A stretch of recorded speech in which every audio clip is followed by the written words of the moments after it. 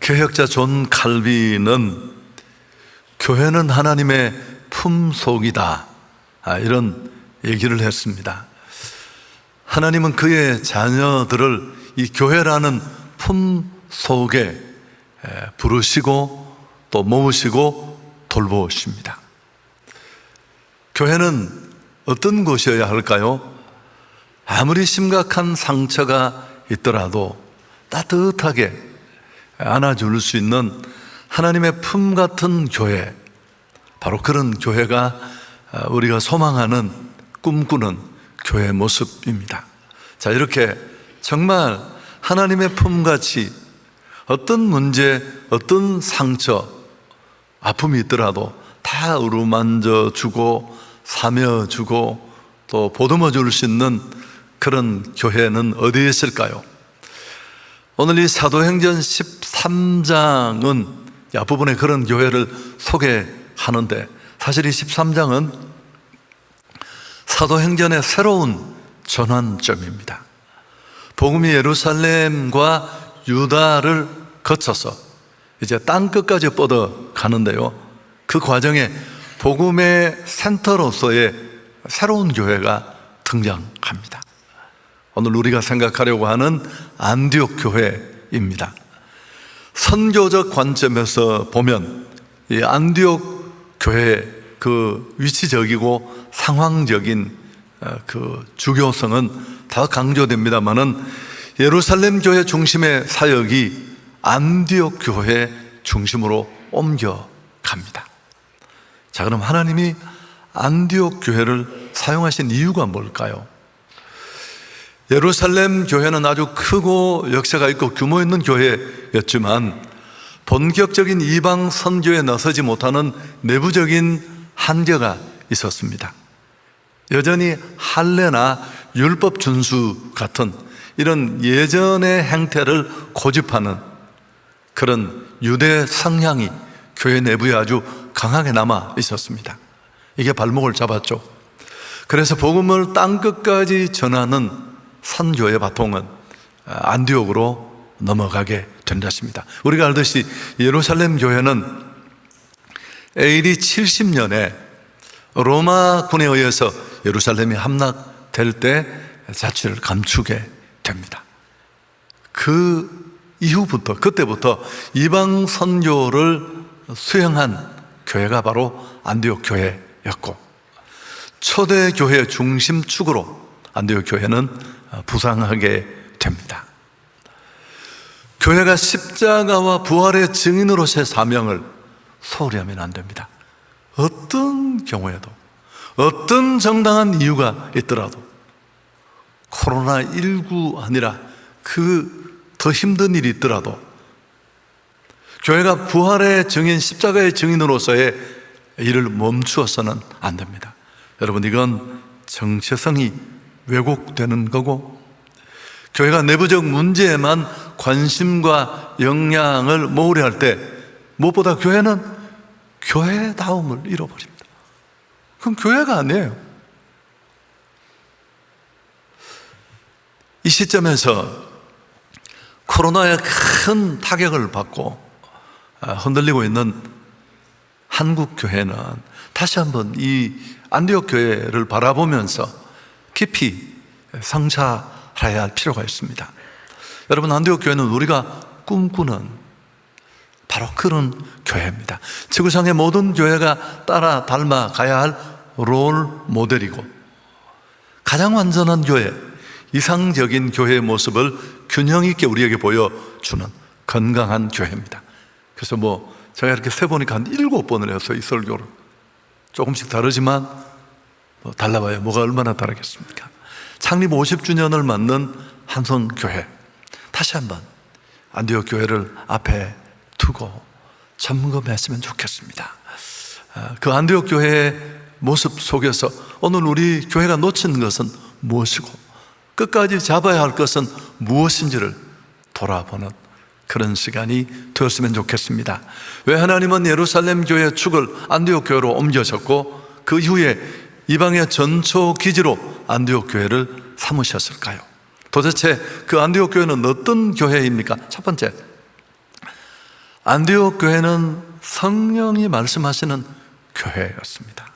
여러분 1절에 보면 안디옥 교회 핵심 멤버들을 소개하는데, 안디옥 교회 선지자들과 교사들이 있으니 곧 바나바와 니게를 하는 시몬과 구레네 사람 루기오와 분봉 왕 헤롯의 젖동생 마나엔과 및 사울이라.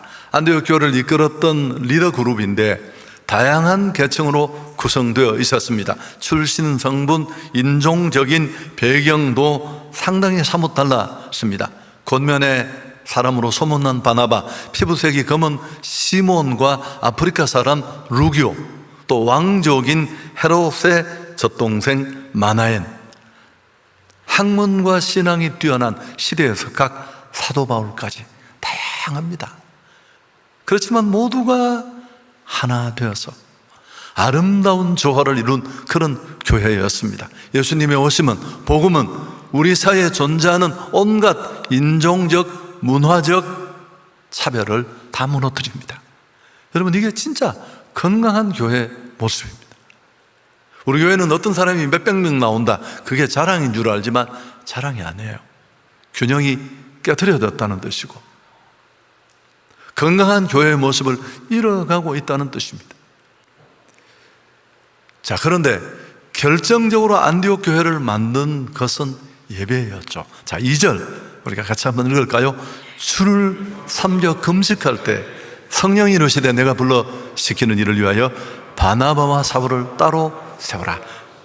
주를 섬긴다는 말은 많이 반복했습니다만 굉장히 중요한 표현인데 예배를 드린다는 뜻입니다. 봉사나 섬김의 뜻도 있지만 세번역 성경에도 주를 예배하며 금식하고 있을 때, 전 좋은 번역이라고 생각하고 영어 성경도 마찬가지입니다. 안디옥 교회는 예배를 잘 드리는 교회였습니다. 요즘에 잘 쓰는 표현으로 약간 바꾸면 예배의 진심인 교회였습니다. 왜 그럴까요? 예배가 얼마나 중요한지를, 예배가 교회의 급소라는 것을 제대로 알고 있었습니다. 잘하는 사람은 정말 중요한 것을 알고 있습니다. 네, 그렇지 않은 경우도 많습니다. 그래서 그들이 예배에 정말 진심이었다는 걸 알 수 있는 게 뭐냐면 그냥 닥치는 대로 예배 시간이라서 예배를 드린 게 아니고 금식하며 예배를 준비했습니다. 여러분, 대한민국 교회 안에 금식하며 예배를 준비하는 교회가 얼마나 될까요? 아니, 금식하며 예배 성공을 꿈꾸는 신앙인이 몇 사람이나 될까요? 안디옥 교회 성도들이 예배에 목숨을 걸었다는 뜻입니다. 신앙인이 되느냐 종교인이 되느냐 예배에 결정 나는 거예요. 더 좋은 예배, 하나님을 만나는 예배에 대한 그들의 몸부림이 금식으로 이어졌습니다. 여러분, 언제 금식합니까? 심심해서 금식하는 사람 한 사람도 없어요. 저는 40일은 못했지만 짤막한 금식을 정말 많이 했는데 내 사역과 삶이 그만큼 힘들었어요. 여러분, 기도원 가서 밥 안 먹고 식사 시간에 식당 앞에 줄 서 있는 사람 보면 얼마나 좌절이 몰려온 줄 아세요? 밥 안 먹으면 어떻게 그렇게 시간도 안 가요? 정말 절박할 때. 그래서 늘 하나님, 나도 정말 좋은 나라 와서 식당에 밥 먹고, 그렇게 가본 적이 한 번도 없네요. 교회 수련회 아니고는. 자, 금식의 의미가 뭘까요? 금식은 하고 싶은 것, 가지고 싶은 것, 하나님 안 줄까봐 떼서서 강청해서 의사 관철시키는 수단 아니요. 여러분, 금식은 오히려 반대예요. 하나님께 집중하는 겁니다. 배고프면 그분밖에 안 보여요. 순간순간 세상의 소리, 내 안의 소리, 욕망의 요구를 다 내려놓고 그분의 뜻에 촉을 세우기 위한 우리의 최대한의 노력이에요. 금식은 힘을 빼는 거예요. 여러분, 타락은 항상 충분할 때 오는 겁니다. 먹고 퍼지고 배부르면 딴 생각 나는데 배고프고 힘들면 그분밖에 보이지 않고 이제 비로소 그분의 음성이 들리죠. 자, 그때 그들은 하나님의 음성을 듣게 됩니다. 그게 뭐예요? 성령이 이르시되 내가 불러 시키는 일을 위하여 바나바와 사울을 따로 세우라. 하나님의 꿈인 선조를 위해 핵심 일꾼들을 세우라는 그분의 음성이었습니다. 자, 안디옥 교회는 예배 때마다 목사의 소리가 막 마이크 통해 울리고, 와, 우리 목사님 대단하신 분이네, 말씀의 능력이 있어, 잘 쪼개네, 그런 교회가 아니라 성령이 말씀하시는 교회였습니다. 여러분, 진짜 예배가 드려지면, 진정 예배가 드려지면 항상 그런 준비된 예배, 갈망하는 예배, 절박함을 가지고 오늘도 은혜를 받아야 산다는 마음을 가지고 드리는 예배, 이런 은혜는 주어집니다. 역대하 16장 9절, 여호와의 눈은 온 땅을 두루 감찰하사 전심으로 자기에게 향하는 자들을 위하여 능력을 베푸신다. 여러분, 예배가 이렇게 제 기능을 작동하면 놀라운 일들이 일어납니다. 늘 듣던 말씀이 확신으로 다가오고, 살아있는 예배를 통해 모든 것이 새로워지고, 구태에 손 얹고 안수하지 않아도 예배 시간에 영육이 깨끗함을 얻습니다. 하나님의 교회가 굳게 세워져서 막 사람 끌고 온다고 되는 게 아니라, 예배의 은혜가 정상 작동하면 그런 영광, 그런 감동을 구할 데가 어디 있어요? 얻을 수 있는 것이 어디 있습니까? 10,000원, 15,000원 주고 영화관 가지만 우리가 너무 뻔하잖아요. 그래서 하나님이 예배를 축복하시면 구원받는 수가 날마다 더해져요. 여러분, 정말 예배의 절정, 클라이막스에 있는 축복이 뭘까요? 예배가 제 기능을 작동하면 사람이 바뀌어요. 예배가 죽으면 믿음이 죽습니다. 예배가 죽으면 교회도 죽고, 선교는 꿈도 못 꿉니다. 나 하나 바로 세우지 못하는 예배가 누구에게 도움을 주겠습니까? 자, 두 번째, 또 하나. 여러분, 같은 얘기입니다만, 그렇게 예배 시간에 받은 그 감동 음성을 그냥 흘러보내는 경우가 많잖아요. 야, 오늘 은혜 받았어. 야, 말씀 진짜 나를 위한 것이었어. 그렇게 말하고 우린 또 그렇게 살아요. 그런 안디옥 교회는 내가 불러 시키는 일을 위하여 교회 핵심 일꾼들을 선교의 제물로 내어놓으라는 그 말씀에 안디옥 교회는 즉각적으로 순종합니다. 3절, 이에 금식하며 기도하고 두 사람에게 안수하여 보내니라. 이에 금식하며 기도. 살아있는 예배 시간에 주신 그 감동을 실천했고, 일이 쉽지 않았습니다. 교회 핵심 일꾼들을 내어놓는 일인데, 이게 제정신에 할 수 있는 일이 아니잖아요. 언제나 우리에게 다가오는 은혜나 도전은 이런 헌신을 필요로 해요. 그들은 또 한 번 이 중량감 있는 말씀의 무게를 감당하기 위해서 또 금식하며 기도.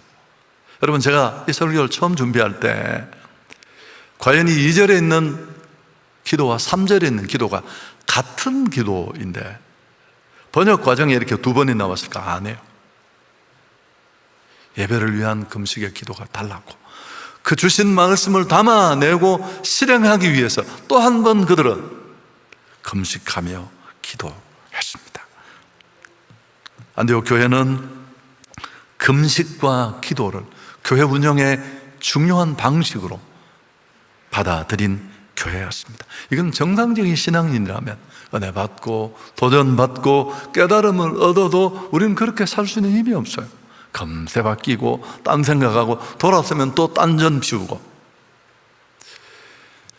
여러분, 기도가 충분하지 않으면 어렵습니다. 무엇보다도 아무리 하나님의 뜻이 분명하고 성령의 감동으로 시작된 일이라고 합시다. 그렇더라도 강력한 기도가 그 위에 더해지지 않는다면 얼마든지 그 일은 장애를 초래할 수 있습니다. 특히나 이 선교하는 일, 헌신하는 일, 하나님 앞에 헌금 하나 드리는 것도 한 25분 지나면 아까운 생각이 들고, 조금 더 가면 아이고 뭐 다음에 하지, 다음 주 추수감사절인데, 이러고 못해요. 아무것도. 여러분, 하물며 그의 손에 붙잡힌 한 영혼을 찾아내는 이 선교의 일은 대적 사단이 그냥 두겠습니까? 할 수만 있으면 세계 복음화를 방해하려고 악을 쓰고 덤벼드는데, 안디옥 교회가 만일 이 사실을 의미 있게 받아들이고 금식하고 기도하는 이 초강수를 두지 않았다면 예루살렘 교회 같은 교회가 그냥 되었겠죠. 구원받고 예배드리고 떡대고 교제하고 337, 337 하면서 우리끼리 그 구원을 향유하고 더 나은 예배, 더 좋은 프로그램, 카페에 빈자리나 채우고.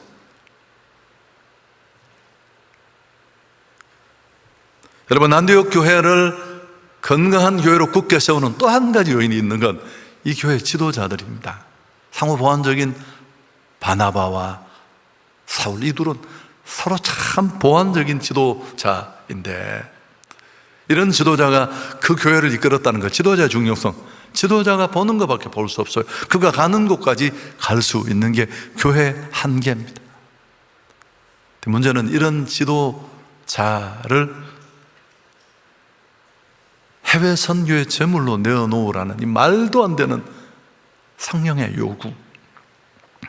여러분, 이 말도 안 되는 성령의 요구를 금식하고 기도하며 안디옥 교회는 다 받아냈어요. 선교는 쓰고 남은 것으로 하는 게 아닙니다. 여러분, 교회 헌신도 다 돈 있는 사람이 하는 게 아니에요. 제가 너무너무 많이 봤잖아요. 한성교회는 그런 사람을 기억해 주고 싶어요. 하나님은 또 다를지 모르지만 정말 어려움 속에 그래도 애쓰고 그래도 노력하는,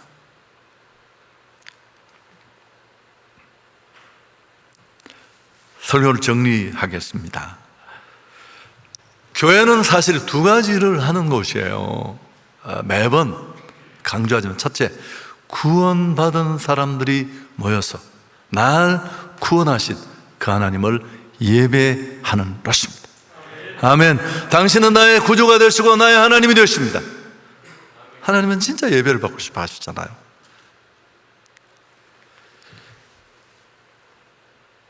두 번째는 그 예배 시간에 주보에 막 한자 연습하다가 끝나는 그런 예배가 아니라 목사라는 인간 한계자가 스피커로 선다는 게 우리의 딜레마예요. 그 스피커가 엉터리니까 저처럼. 그럼에도 불구하고 하나님은 말씀하시는 줄 믿습니다. 그때 받은 그 말씀, 그 도전, 그 음성에 순종해서 그 예배 받은 은혜로 하나님이 우리를 부르신 그 선조의 전도에 헌신하는 것, 이게 가장 간략한 예배의 두 가지 구조예요. 여러분, 그리고 그 선조를 통해, 전도를 통해 또 예배드리고, 존 파이퍼의 말처럼 선교가 존재하는 건 예배 때문에. 궁극적으로 선교의 목적은 예배예요. 하나님을 예배해야 될 자들이 우상과 엉뚱한 데 코박고 있는 그들에게 너희가 진정 예배해야 될 분은 그분이시야, 그걸 가르쳐 주는 게 선교예요. 주일 예배를 잘 드리는 성도라면 교회 밖에서 선조적 삶을 살아내야 합니다. 왜냐하면 성도는 한 사람 한 사람이, 우리 모두가 세상에 보내심을 받은 선조사들입니다. 여러분, 부르신 게 끝이 아니야. 부르신 이유가 있습니다. 부르셔서 보내시기 위해서 우리를 부르신 줄 믿습니다. 실제로 복음 전하는 일을 해야 합니다. 시간과 물질, 은사, 젊음을 들여서. 자, 그렇다면 오늘 이 두 가지를 또다시 한번 정리하면, 첫째, 우린 예배에 집중해야 됩니다. 여러분, 제일 사적으로. 그럼 그 예배가 내 믿음도 살리고, 내 가정도 살리고, 내 아이도 살리고, 다 살게 할 거예요. 밥 안 먹는 성도가 무슨 힘을 내겠습니까? 두 번째, 또 한 가지는 주님이 시키시는 일에 헌신해야 합니다. 제가 이 구절을 깊이 묵상하는 중에 성령이 이르시되 내가 불러 시키는 일을 위하여 바나바와 사울을 따라 세우라. 2절 뒷부분에 예배 중에 들은 음성이잖아요. 여러분, 주님이 우리를 부르신 건 시키실 일이 있어 부른 거예요. 그분이 오늘 교회와 우리에게 시키시는 일이 뭐예요? 너 하나 예수 믿고 구원받고 더 큰 감동받아 병 고치고 축복받고, 그게 끝이 아니라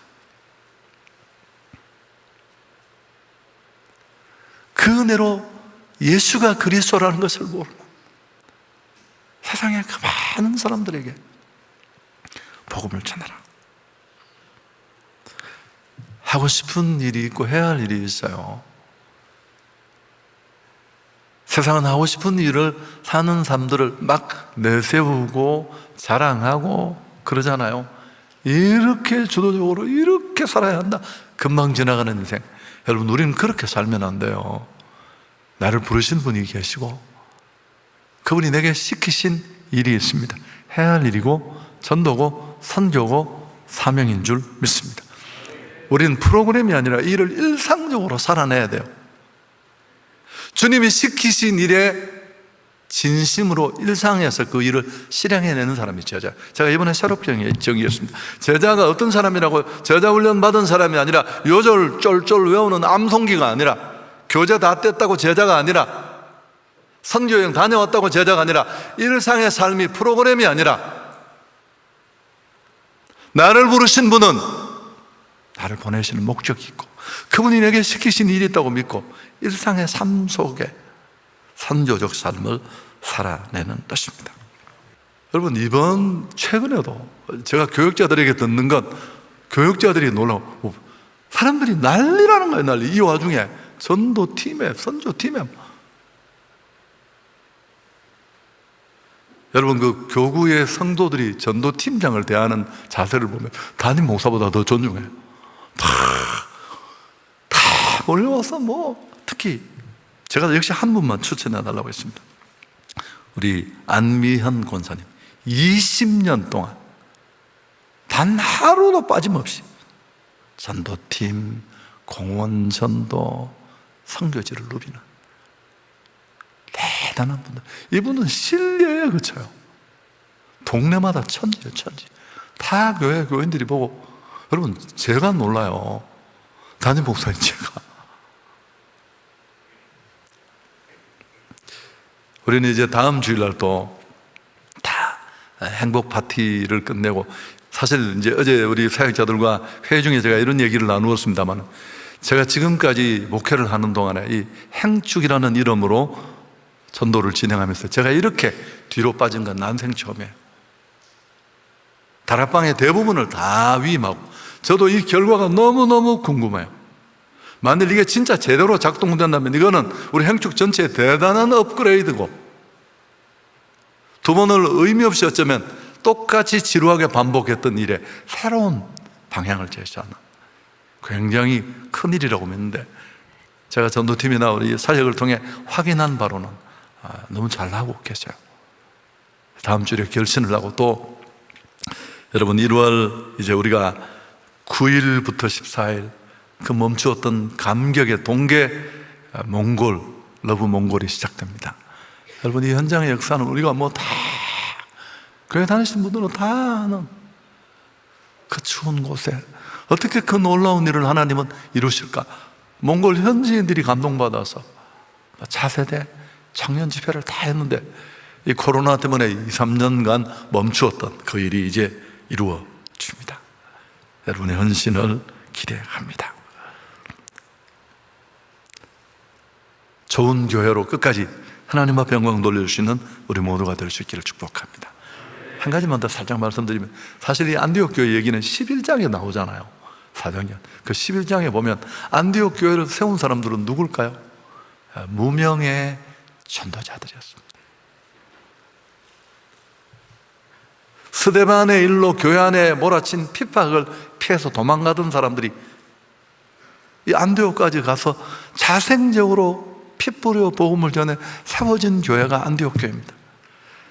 여러분, 제가 이렇게 몇 가지 사례들을 들면서 실명도 거론했지만 실제로 한성교를 이끄는 주역들은 바로 지금도 묵묵히 누구도 기억하지 못하지만 정확하게 그 자리를 오랫동안 한결같이 지키고 있는 그 무명의 한 분 한 분입니다.